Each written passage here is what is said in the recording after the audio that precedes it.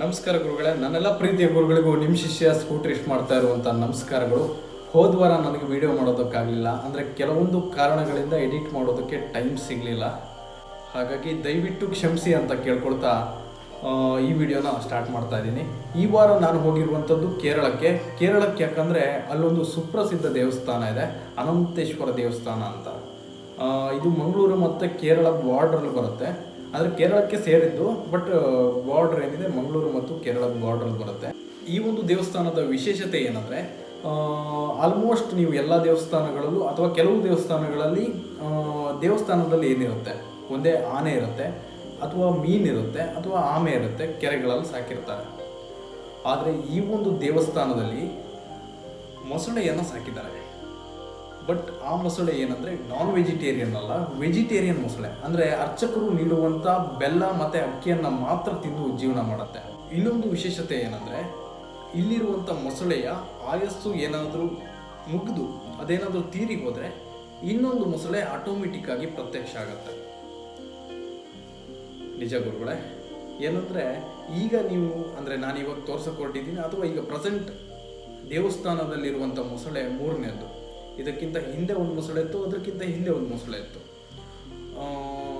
ಇದೇ ರೀತಿ ಒಂದು ತೀರದ ಮೇಲೆ ಇನ್ನೊಂದು ಆಟೋಮೆಟಿಕ್ ಆಗಿ ಪ್ರತ್ಯಕ್ಷ ಆಗುತ್ತೆ, ದೇವಸ್ಥಾನದ ರಕ್ಷಣೆಗಾಗಿ ಅಥವಾ ಅಲ್ಲಿ ಇರುವಂಥ ಗುಹೆಯಾದ ರಕ್ಷಣೆಗಾಗಿ ಅದು ಅಲ್ಲಿ ಪ್ರತ್ಯಕ್ಷ ಆಗುತ್ತೆ ಅಂತ ಹೇಳ್ತಾರೆ. ಹಾಗಾದರೆ ಆ ದೇವಸ್ಥಾನ ಎಲ್ಲಿದೆ, ಹೇಗಿದೆ, ಅದರ ಚರಿತ್ರೆ ಏನು, ಎಲ್ಲವನ್ನ ಸಂಪೂರ್ಣವಾಗಿ ತಿಳ್ಕೊಂಡು ಬರೋಣ ಬನ್ನಿ. ಹಿಂದೆ ಪುರಾಣ ಕಾಲದಲ್ಲಿ ಬಿಲ್ವಮಂಗಲ ಎಂಬ ಋಷಿಗಳು ಈ ಒಂದು ಸ್ಥಳದಲ್ಲಿ ಪೂಜಾ ಕರ್ಮಗಳನ್ನು ಮಾಡುತ್ತಾ ಇಲ್ಲಿಯೇ ವಾಸವಾಗಿದ್ದರು. ಇವರು ಮಹಾನ್ ವಿಷ್ಣುವಿನ ಮಹಾನ್ ಭಕ್ತರಾಗಿದ್ದರು. ಒಂದು ದಿನ ಮಹಾನ್ ವಿಷ್ಣು ಒಂದು ಬಾಲಕನ ವೇಷ ಧರಿಸಿ ಋಷಿಗಳ ಎದುರು ಹಾದು ಹೋಗುತ್ತಾರೆ. ಬಾಲಕನ ಮುಖದ ತೇಜಸ್ಸನ್ನು ನೋಡಿದ ಋಷಿಗಳು ಬಾಲಕನನ್ನು ಕರೆದು ನೀನು ಯಾರೆಂದು ಕೇಳಿದಾಗ ಬಾಲಕ ನನಗೆ ಯಾರೂ ಇಲ್ಲ, ನಾನೊಬ್ಬ ಅನಾಥ ಎಂದು ಹೇಳುತ್ತಾನೆ. ಅದಕ್ಕೆ ಋಷಿಗಳು ನೀನು ಇನ್ನು ಮುಂದೆ ಅನಾಥ ಅಲ್ಲ, ಇಲ್ಲಿಯೇ ನನ್ನೊಂದಿಗೆ ಉಳಿದುಕೋ ಎಂದು ಹೇಳುತ್ತಾರೆ. ಅದಕ್ಕೆ ಒಪ್ಪಿದ ಬಾಲಕ ನನಗೆ ಯಾವಾಗ ಅವಮಾನವಾಗುತ್ತದೆಯೋ ಆವಾಗ ನಾನು ಈ ಜಾಗವನ್ನು ತೊರೆಯುವುದಾಗಿ ತಿಳಿಸಿ ಋಷಿಗಳ ಪೂಜಾ ಕರ್ಮಗಳಿಗೆ ಸಹಾಯವನ್ನು ಮಾಡುತ್ತಾ ಅವರ ಜೊತೆ ವಾಸವಾಗ್ತಾನೆ. ಒಂದು ದಿನ ಬಾಲಕ ಋಷಿಗಳ ಪೂಜಾ ಸಾಮಗ್ರಿಗಳನ್ನು ಹಿಡಿದು ತಂಟೆ ಮಾಡುತ್ತಾ ಇರಬೇಕಾದರೆ ಋಷಿಗಳು ಕೋಪಗೊಂಡು ಆತನಿಗೆ ಬೈಯುತ್ತಾರೆ. ಇದರಿಂದ ಮನನೊಂದಂಥ ಬಾಲಕ ಗುಹೆಯೊಂದರ ಬಳಿ ಹೋಗಿ ಅದೃಶ್ಯವಾಗುತ್ತಾನೆ. ನಂತರ ಇದುವರೆಗೂ ತನ್ನ ಜೊತೆ ಇದ್ದಂಥ ಬಾಲಕ ಸಾಮಾನ್ಯನಲ್ಲ, ತಾನು ಆರಾಧನೆ ಮಾಡುವ ಮಹಾವಿಷ್ಣು ಎಂದು ಋಷಿಗಳಿಗೆ ಜ್ಞಾನೋದಯವಾಗುತ್ತದೆ. ಬಾಲಕನನ್ನು ಹಿಂಬಾಲಿಸಿ ಗುಹೆಯೊಳಗೆ ಋಷಿಗಳು ಹೋದಾಗ ಅವರು ಅನಂತ ಕಾಡಿಗೆ ಬಂದು ತಲುಪುತ್ತಾರೆ. ಅನಂತ ಕಾಡೆ ಇಂದಿನ ತಿರುವನಂತಪುರ. ಅಲ್ಲಿಗೆ ಋಷಿಗಳು ಹೋದಾಗ ಬಾಲಕ ಅಲ್ಲಿ ಅವರಿಗೆ ಕಾಣಿಸಿ ಒಂದು ಮರದ ಪೊಟರೆ ಒಳಗಡೆ ಹೋಗಿ ಅಂತರ್ದಹನವಾಗುತ್ತಾನೆ. ಋಷಿಗಳು ಪೊಟರೆ ಒಳಗಡೆ ಹೋಗಿ ನೋಡಿದಾಗ ಅವರಿಗೆ ಅನಂತ ಪದ್ಮನಾಭನ ಮೂರ್ತಿ ದೊರೆಯುತ್ತದೆ. ಈ ಒಂದು ಮೂರ್ತಿಯನ್ನು ಋಷಿಗಳು ತಿರುವನಂತಪುರದಲ್ಲಿಯೇ ಪ್ರತಿಷ್ಠಾಪನೆ ಮಾಡುತ್ತಾರೆ. ಮಹಾವಿಷ್ಣು ಋಷಿಗಳಿಗೆ ದರ್ಶನವನ್ನು ನೀಡಿದ ಜಾಗವೇ ಇವತ್ತು ನಾನು ನಿಮಗೆ ತೋರಿಸುವ ಅನಂತಪುರ. ಶ್ರೀ ಅನಂತ ಪದ್ಮನಾಭ ತಿರುವನಂತಪುರ. ಮೂಲಸ್ಥಾನ ಕೂಡ ಇದೇ ಅನಂತಪುರ. ಇದಿಷ್ಟು ಸ್ಥಳ ಪುರಾಣ. ಸರಿ, ಹಾಗಾದರೆ ಆ ಒಂದು ಸ್ಥಳಕ್ಕೆ ನಿಮ್ಮನ್ನು ಕರ್ಕೊಂಡು ಹೋಗ್ತಾ ಇದ್ದೀನಿ, ಬನ್ನಿ ಹೋಗೋಣ. ಗುರುಗಳೇ ನೋಡ್ಬೋದು, ಇವಾಗಿರೋದು ನಾನು ಮಂಗಳೂರು. ಇಲ್ಲೇನು ಕಾಣಿಸ್ತಾ ಇದೆ ಬೋರ್ಡು, ಗಾಡ್ಸ್ ಓನ್ ಕಂಟ್ರಿ ಅಂತ ಇದೆ. ಅದನ್ನು ದಾಟಿದ್ರೆ ಕೇರಳ ಬರುತ್ತೆ. ಅಂದರೆ ಇವಾಗ ನಾನು ಇರೋದು ಮಂಗಳೂರು ಮತ್ತು ಕೇರಳ ಬಾರ್ಡ್ರು. ಇಲ್ಲಿಂದ ಸ್ವಲ್ಪ ಅಂದರೆ ಒಂದು 20 ಕಿಲೋಮೀಟರ್ ಡಿಸ್ಟೆನ್ಸಲ್ಲಿದೆ ನಾವು ಹೋಗುವಂಥ ದೇವಸ್ಥಾನ. ನಮ್ಮ ಬಾಯ್ಸೆಲ್ಲ ಹೋಗ್ತಿದ್ದಾರೆ. ಸರಿ, ಹಾಗಾದರೆ ಹೊರಡೋಣ ಬನ್ನಿ.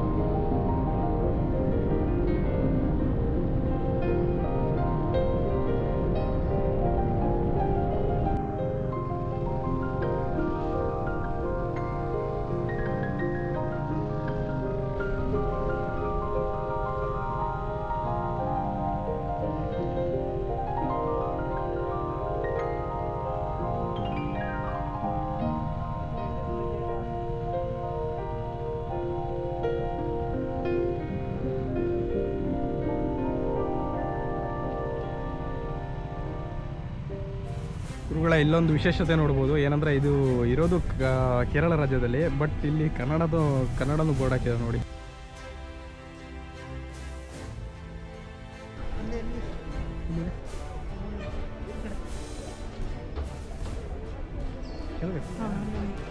ಮೊಸಳೆ ಅಲ್ಲಿ ಒಂದು ಗುಹೆ ಥರ ಏನಿದೆ ಅದರೊಳಗಡೆ ಮಲಗಿದೆ.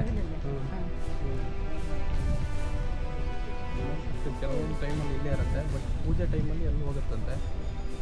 ನನಗೂ ಗೊತ್ತಿಲ್ಲ, ಫಸ್ಟ್ ಟೈಮ್ ಬಂದಿರೋದು ನಾನು ನೋಡ್ತಾ ಇದ್ದೀನಿ. ಮಲಯಾಳಿ ಮ್ಯಾಮ್ എനിക്ക് മലയാളി തരില്ല, കുറച്ച്